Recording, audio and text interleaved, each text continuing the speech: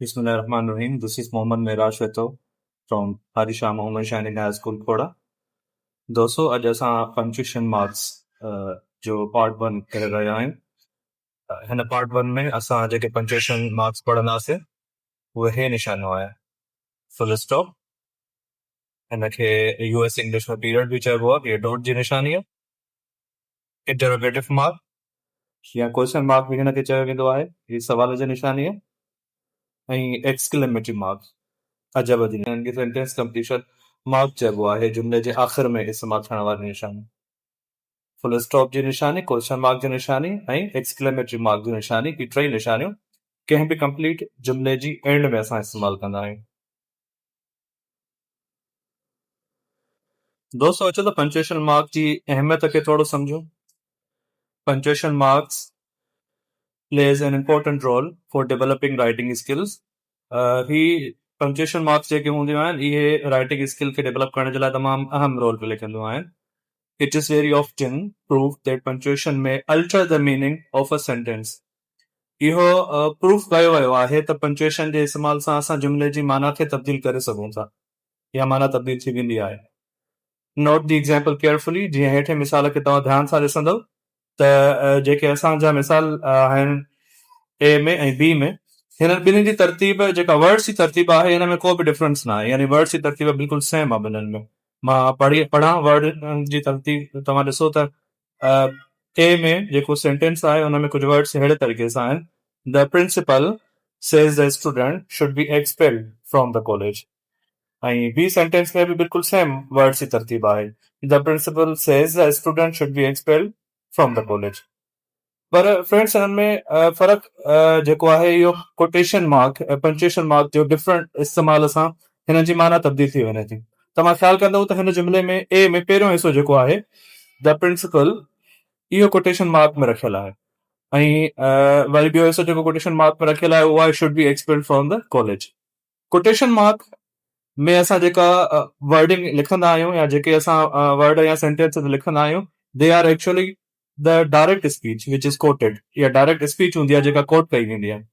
हिन जुमिले में जेकी कोट स्पीच कई वई आहे द प्रिंसिपल ऐं should be expelled from the college, हीअ डायरेक्ट स्पीच कोट कई वई आहे ऐं कोट करण वारो आहे केरु, जेको इन्वर्टेड कामास खां ॿाहिरां जेको जुमिले जो हिसो आहे सेज द स्टूडेंट, हिन कोट कयो आहे। त हिन जुमिले में माना छा थींदी, द प्रिंसिपल प्रिंसिपल जे बारे में सेज द स्टूडेंट, शागिर्द चवे थो should be expelled from the college, त हुनखे कॉलेज खां कढियो वञे। केरु चवे थो, शागिर्द चवे थो, सेज द स्टूडेंट, ही कोटेशन मार्क खां ॿाहिरि वारो हिसो आहे। ऐं शागिर्द छा चवे थो, त प्रिंसिपल खे कॉलेज मां कढियो वञे। ॿिए नंबर सेंटेंस हिन जो बिल्कुलु तरतीब सेम आहे, लेकिन कोटेशन मार्क जे अलॻि इस्तेमाल करण सां हिन जी माना तब्दील थी वञे थी।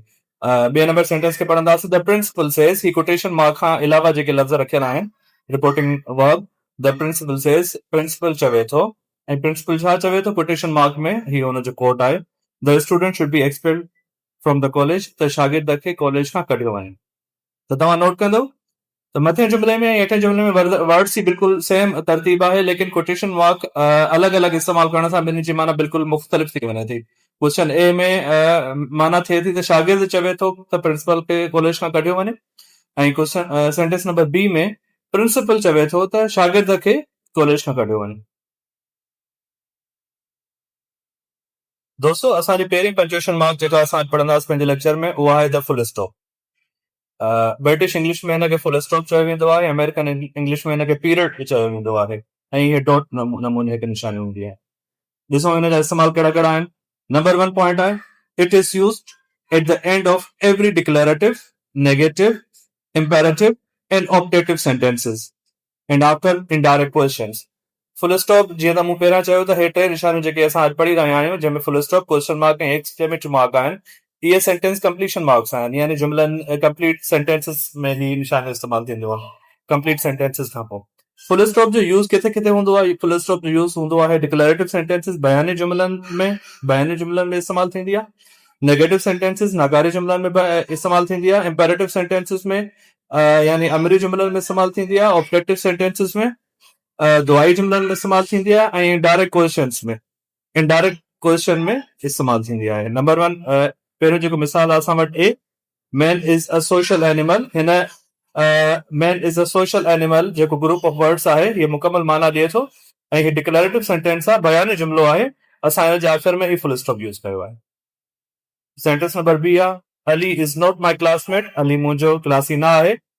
हिन सेंटेंस में नॉट हिन जुमिले खे नेगेटिव थी बणाए ऐं नेगेटिव सेंटेंस आहे ऐं नेगेटिव सेंटेंस खे बि असां क्लोज फुल स्टॉप सां कंदा आहियूं। सी में प्लीज कम हियर, महिरबानी करे हेॾां अचो, ही इंपेरेटिव सेंटेंस जो मिसाल आहे जेको रिक्वेस्ट थो करे हिन जॻह ते, ऐं इंपेरेटिव सेंटेंस में असां ही फुल स्टॉप लॻायो आहे।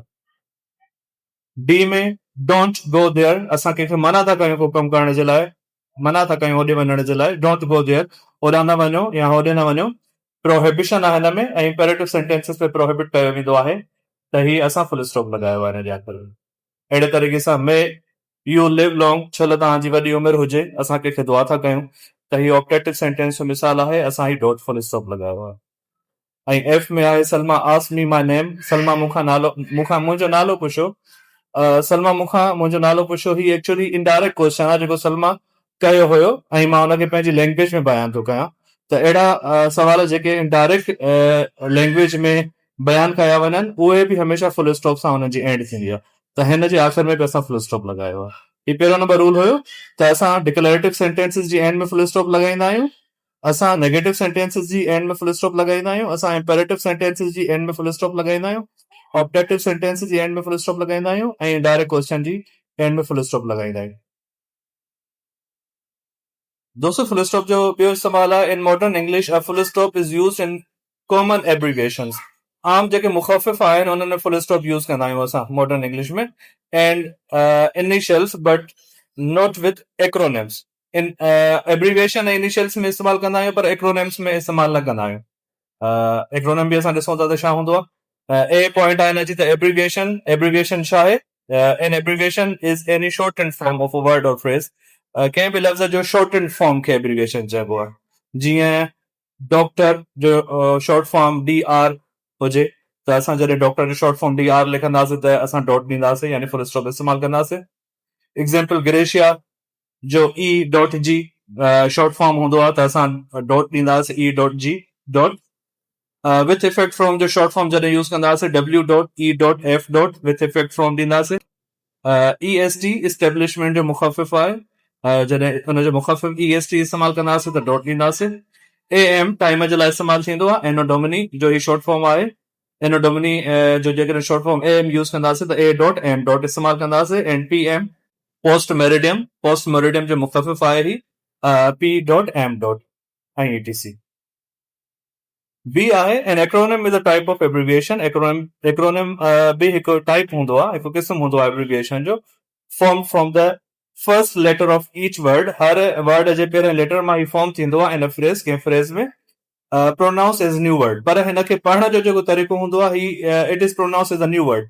हिनखे हिकु वर्ड वांगुरु पढ़बो आहे। जीअं असां वटि एब्रीविएशन आहे नासा, त ही हिकु मुख़फ़िफ़ आहे जंहिंमें N हिकु वर्ड मां वरितल वियो आहे, A ॿिए वर्ड मां वरितो वियो आहे, S टे वर्ड मां वरितो वियो आहे ऐं आख़िरी A, यानी 4 वर्डनि मां 4 लेटर्स असां कढियासीं, लेकिन बाद में जंहिं महिल असां हिनखे कंबाइन कयोसीं त एज़ अ वर्ड असां हिनखे प्रोनाउंस कयोसीं नासा। हिनखे NASA अलॻि अलॻि करे प्रोनाउंस न कंदासीं। एक्रोनिम्स छा हूंदा आहिनि? मुख़फ़िफ़ हूंदा आहिनि वर्डनि जा, हर वर्ड जो इनिशियल लेटर कढी करे पोइ जॾहिं हुनखे तरतीब ॾिबी आहे त हुनखे एज़ अ वर्ड करे पढ़बो आहे। नासा, जीअं यूनेस्को, जीअं ओपिक, जीअं सीपेक वग़ैरह वग़ैरह।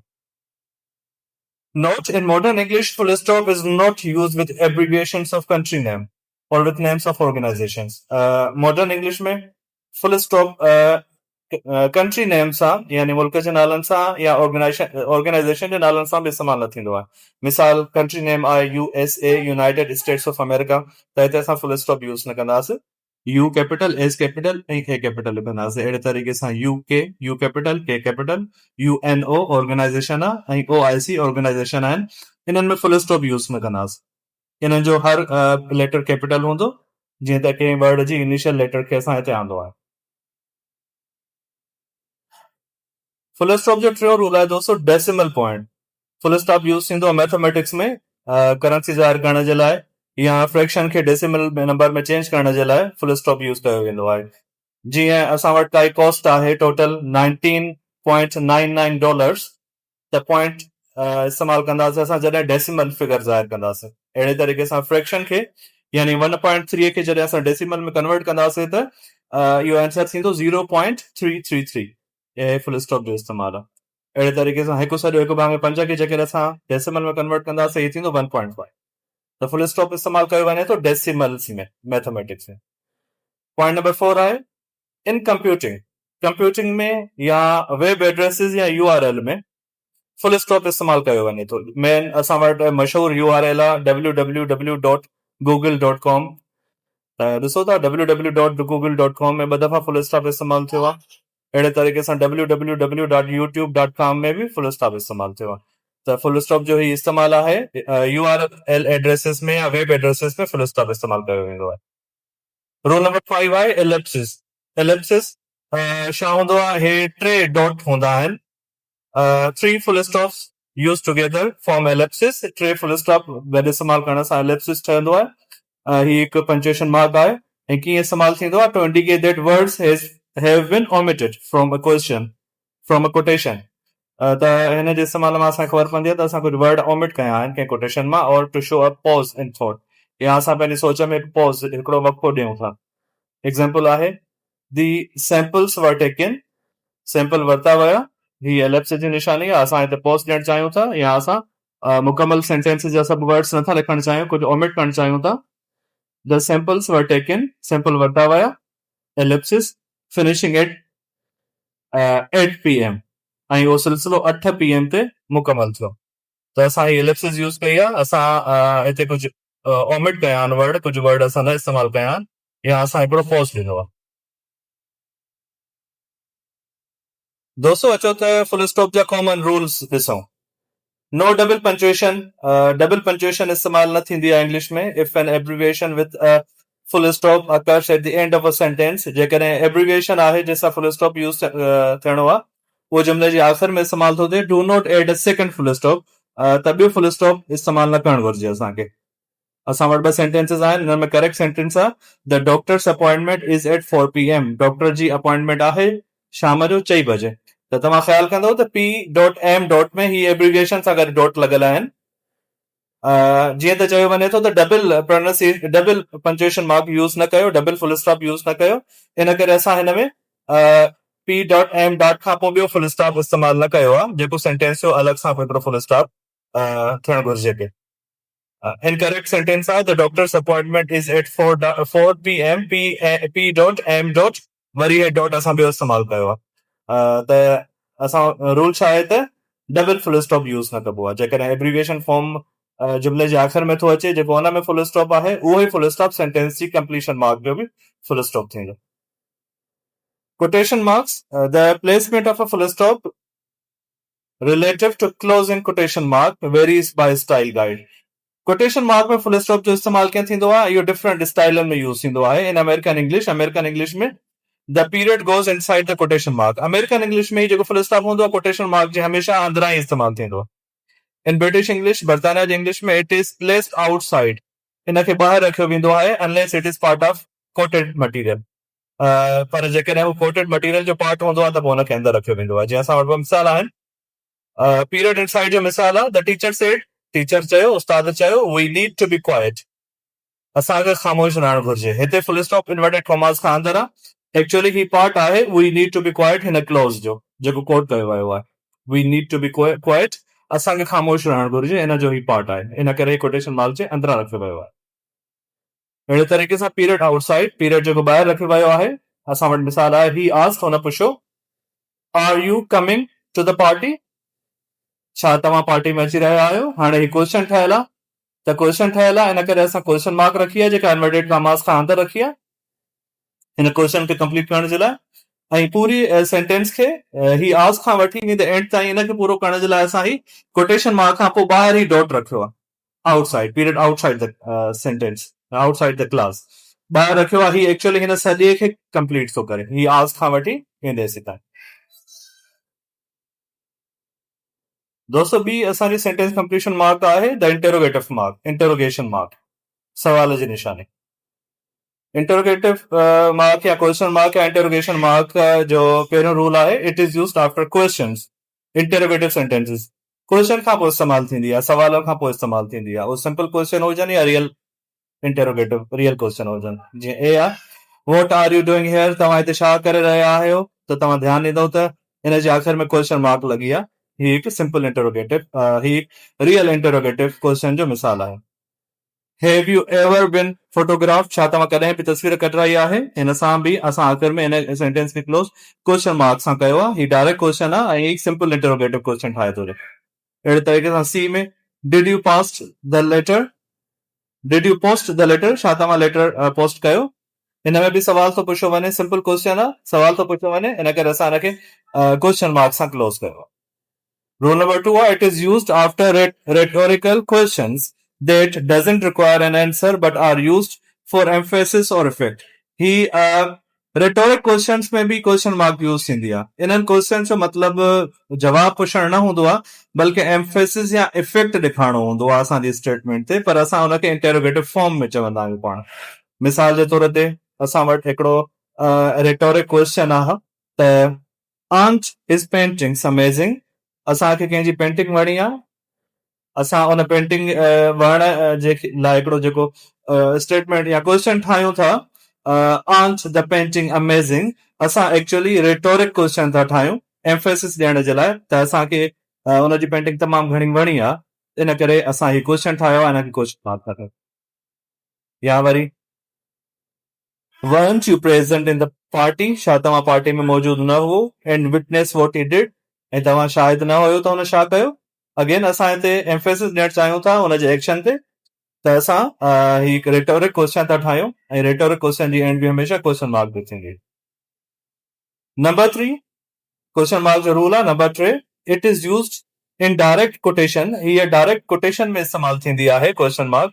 when a direct question is part of a quotation, जेकॾहिं उहो क्वेश्चन डायरेक्ट क्वेश्चन जेको हूंदो कोटेशन जो पार्ट हूंदो, यानी हुन जा सेम वर्ड्स हूंदा स्पीकर जा चयल। The question mark goes inside the quotation mark, अहिड़े तरीक़े सां जीअं त उहो कोटेशन जो पार्ट हूंदो, क्वेश्चन मार्क जेका आहे इनसाइड द कोटेशन मार्क में वेंदी। मिसाल आहे, शी आस्क्ड, हुन पुछो, have you a pen I can borrow, छा तव्हां वटि पेन आहे, मां वठी सघां थो पेन तव्हां खां, या वठी सघां थी पेन तव्हां खां। त हीउ क्वेश्चन आहे, डायरेक्ट लैंग्वेज जो क्वेश्चन आहे, हिन सां असां क्वेश्चन मार्क रखंदासीं ऐं इनवर्टेड कॉमास खां पहिरियां इहा क्वेश्चन मार्क ईंदी। अहिड़े तरीक़े सां बी असां वटि अहमद आस्क्ड, अहमद पुछो, can we visit uncles this summer, छा असां चाचनि ॾे हिन गर्मियुनि जी मोकलुनि में वेंदासीं या हिन ऊन्हारे में वेंदासीं? त हीउ बि सवाल आहे ऐं सवाल जी निशानी असां लॻाईसीं इनवर्टेड कॉमास खां अॻु में ऐं बाद में असां इनवर्टेड कॉमास क्लोज कयूंसीं। हीउ डायरेक्ट क्वेश्चन में इनवर्टेड कॉमास जो इस्तेमाल आहे। नोट आहे दोस्तों, नोट में नंबर 1 पॉइंट आहे, no interrogative mark is used after an direct question. जॾहिं असां डायरेक्ट लैंग्वेज खे इनडायरेक्ट लैंग्वेज में चेंज कंदा आहियूं त उहो क्वेश्चन जेको डायरेक्ट लैंग्वेज में सवाल हूंदो आहे, इनडायरेक्ट लैंग्वेज में उनखे इनडायरेक्ट क्वेश्चन चयो वेंदो आहे। त उन में चवे थो त फुल स्टॉप इस्तेमाल थींदो आहे, उन में क्वेश्चन मार्क इस्तेमाल न थींदी आहे। मिसाल, शी आस्क्ड मी, हुन मूंखां पुछियो, when I was reached there, त मां उते कंहिं वक़्तु पहुतुमि। त हिन में काई बि कोटेशन न आहे, कोटेशन मार्क न आहे लॻल, यानी असां जेका हीअ लैंग्वेज यूज़ कयूं था या इनडायरेक्ट लैंग्वेज यूज़ कयूं था, त इनडायरेक्ट लैंग्वेज खे असां क्लोज करण जा फुल स्टॉप यूज़ कंदासीं, जेको असां फुल स्टॉप जे रूल में आहे। He inquired whether she had any reason for being absent. हिन इंक्वायर कयो त छा हुनजे एब्सेंट रहण जे पोयां का रीज़न हुई, को सबब हुयो। अगेन ही इनडायरेक्ट क्वेश्चन आहे, इंक्वायर जेको हुन कयो आहे उहो इनडायरेक्ट लैंग्वेज में असां बयान था कयूं, त इन करे असां हिन सां डॉट ॾींदासीं, फुल स्टॉप ॾींदासीं। नंबर 3 आहे, I wanted to know where she हैड गॉन, मां चाहियां पियो मालूम करणु, ॼाणणु त हूअ काॾे हली वई हुई। अगेन ही फुल स्टॉप असां यूज़ कयो। पॉइंट नंबर 2 आहे, interrogative mark is not used after a polite request, जॾहिं असां पोलाइट रिक्वेस्ट कंदा आहियूं, कंहिंखे इल्तिजा कंदा आहियूं, तॾहिं बि इंटरोगेटिव मार्क यूज़ न कंदा आहियूं, असां सिंपल फुल स्टॉप इस्तेमाल कंदा आहियूं। ए आहे मिसाल, would you mind telling me your name, छा मूंखे तव्हां पंहिंजो नालो ॿुधाईंदव। एक्चुअली असां पोलाइट रिक्वेस्ट था कयूं कंहिंसां, पोलाइट रिक्वेस्ट खां पोइ डॉट लॻाइबो आहे, फुल स्टॉप लॻायो आहे असां। या वरी, would you please wait for his reply, छा महिरबानी करे तव्हां हुनजे रिप्लाई जो इंतज़ार कंदो। अगेन ये पोलाइट रिक्वेस्ट आहे, त असां फुल स्टॉप लॻायो आहे, क्वेश्चन मार्क न लॻाईंदा। दोस्तों, असांजी आख़िरी सेंटेंस कंप्लीशन मार्क आहे एक्सक्लेमेशन मार्क। अजब जी निशानी, अजब जी निशानी। अचो त ॾिसो किथे किथे इस्तेमाल थींदी आहे। नंबर 1 यूज़ आहे using an exclamation mark in exclamatory sentences. अजब जे जुमलनि में, ताजुबी जुमलनि में इस्तेमाल कयो। एक्सक्लेमेटरी सेंटेंसेस अहिड़ी टाइप जा सेंटेंसेस हूंदा आहिनि जंहिंमें असांजी फीलिंग्स स्ट्रॉन्ग फीलिंग्स ज़ाहिर थींदियूं आहिनि। मिसाल, हाउ केयरलेस कैन यू बी, असां कंहिंखे था चऊं त हू तमामु घणो केयरलेस आहे ऐं इमोशनल थी करे असां हुनखे चऊं था त हीउ केॾो तव्हां लापरवाह आहियो, त हीअ असां आख़िर में एक्सक्लेमेशन मार्क लॻाईंदासीं। या असां वटि सेंटेंस आहे वॉट एन अमेजिंग लाइफ, केॾी न ज़िंदगी बहितरीन आहे, त ही अगेन ही जुमलो जेको आहे एक्सक्लेमेटरी टाइप ऑफ सेंटेंस आहे, एक्सक्लेमेशन मार्क असां लॻाईंदासीं। या असां वटि सेंटेंस आहे दैट इज़ रियली वंडरफुल, इहो तमामु बहितरीन आहे, असां हाई इमोशंस में ही जुमलो था चऊं त असां हीअ एक्सक्लेमेशन मार्क एंड में लॻाईंदासीं। पॉइंट नंबर 2 आहे using an exclamation mark at the end of an interjection. Interjection जीअं त असांजी स्ट्रॉन्ग फीलिंग्स ज़ाहिर कंदियूं आहिनि, इन करे हिन पार्ट ऑफ स्पीच यानी इंटरजेक्शन खां पोइ बि एक्सक्लेमेशन मार्क यूज़ कई वेंदी आहे। मिसाल आहे वाओ, वाओ हिकिड़ो इंटरजेक्शन वर्ड आहे जेको असां पंहिंजी हाई इमोशंस में इस्तेमालु कंदा आहियूं, त हुन खां पोइ हीअ एक्सक्लेमेटरी मार्क यूज़ थी ऐं बाक़ी जुमले खां पोइ वरी फुल स्टॉप यूज़ थियो। Wow exclamatory mark, that is great news, इहा तमामु सुठी ख़बर आहे, फुल स्टॉप। या बी में आहे असां वटि ओ लफ़्ज़ असां एक्सक्लेमेशन में यूज़ कयोसीं, हीअ एक्सक्लेमेटरी मार्क यूज़ कईसीं, हुन खां पोइ ओ इंटरजेक्शन आहे, हुन खां पोइ एक्सक्लेमेटरी मार्क यूज़ कयूं था, वरी पोइ जुमलो आहे आई एम सो सॉरी, मां माज़रत कयां थो, हिन खां पोइ वरी फुल स्टॉप यूज़ थींदो। जीअं सी आहे अलास, अलास तकलीफ़ में या गम में असां इहो वर्ड यूज़ कंदा आहियूं ऐं हा इमोशंस हूंदियूं आहिनि, हीअ बि इंटरजेक्शन आहे, हिन खां पोइ एक्सक्लेमेशन मार्क लॻाईंदासीं, alas exclamatory mark, that is really bed, इहो तमामु ख़राबु आहे, ही full stop. What are you going to do about it? एक क्वेश्चन ठहियल आहे त एक क्वेश्चन मार्क आखिर में। पॉइंट नंबर 3 आहे it may be used after a short order. Viewers असां एक्सक्लेमेटरी मार्क शॉर्ट ऑर्डर खां पोइ बि इस्तेमालु कंदा आहियूं। रिमेंबर कयो त हिन शॉर्ट ऑर्डर में असांजो इमोशन्स हूंदो आहिनि। मिसाल, शट अप, कंहिंखे असां इमोशनल थी करे शट अप कॉल ॾियूं त एक्सक्लेमेटरी मार्क यूज़ कंदासीं। स्टॉप देयर, असां के हाई इमोशंस थी करे कंहिंखे चऊं उते बि स्टॉप देयर, त एक्सक्लेमेटरी मार्क यूज़ करे सघूं था। वेट, कंहिंखे वेट करायूं ऐं असांजो इमोशंस हुजनि त एक्सक्लेमेटरी मार्क यूज़ कयूं था। राइट डाउन, तेज़ आवाज़ में असां पंहिंजे इमोशंस ज़ाहिर करे इहो जुमलो चऊं राइट डाउन, त एक्सक्लेमेटरी मार्क यूज़ कंदा आहियूं। कम हियर, अहिड़े तरीक़े सां, इन खां पोइ बि एक्सक्लेमेटरी मार्क, ऐं लुक देयर, ओॾां ॾिस। त शॉर्ट ऑर्डर में जेकॾहिं असांजो इमोशंस इन्वॉल्व हूंदियूं त असां हुननि सां गॾु एक्सक्लेमेटरी मार्क यूज़ कंदासीं। नंबर 4 आहे N exclamation mark can be use in an optative sentences. दुआई जुमलन में भी exclamatory mark यूज थी सके थी, especially when the wish or desire is strong or intense. जॾहिं असांजी जेका विश हूंदी आहे उहा तमामु घणी स्ट्रॉन्ग हूंदी आहे। मिसाल जे तौर ते may you live a long and happy life, कंहिंखे असां दुआ था कयूं ऐं हुन दुआ में असांजो इमोशंस बि आहिनि, त असां हिन जुमले खां पोइ एक्सक्लेमेटरी मार्क इस्तेमालु कंदासीं। लिव लॉन्ग द क्वीन, असां राणीअ जी ज़िंदगी जे बारे में दुआ था कयूं त वॾी उमिरि मिलेसि, त असां इहो पंहिंजी स्ट्रॉन्ग फीलिंग्स सां था चऊं त हीअ एक्सक्लेमेटरी मार्क लॻाईंदासीं। I wish U all the best, कंहिंजी बहितरी लाइ असां हुनखे वेल विशेस था ॾियूं ऐं हा इमोशंस आहिनि त हीअ एक्सक्लेमेटरी मार्क लॻायूं।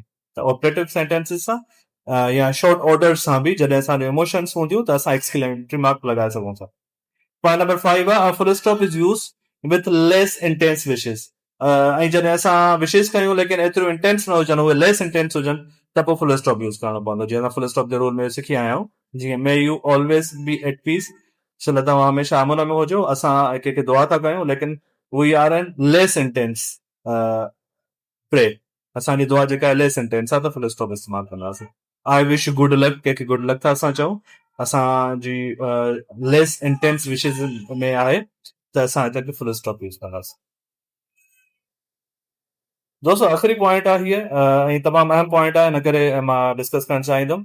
U can use an exclamation mark and question mark together. Exclamation mark अजब जी निशानी ऐं क्वेश्चन मार्क अॻियां रखो ऐं एक्सक्लेमेशन मार्क अॻियां रखो, ऐं हिन में को ख़ासि एॾो फ़र्क़ु न आहे। चवे थो तव्हां इहो इस्तेमालु करे सघो था eight the end of a sentence, जुमले जे आख़िर में, टू एक्सप्रेस अ रेटोरिकल क्वेश्चन। इन में छा हूंदो, इहो क्वेश्चन ठहंदो हिकु क़िस्म जो, ऐं हुन में असांजी इमोशंस पीक ते हूंदो। रेटोरिकल क्वेश्चन ठहंदो with strong emotions in excitement और disbelief. but it is typically reserved for informal writing. पर ही जेको तरीक़ो आहे जंहिंमें क्वेश्चन मार्क ऐं इंटरोगेट ऐं एक्सक्लेमेटरी मार्क या एक्सक्लेमेटरी मार्क ऐं क्वेश्चन मार्क गॾु इस्तेमालु थियनि, इहो इनफॉर्मल लैंग्वेज में यूज़ कबो.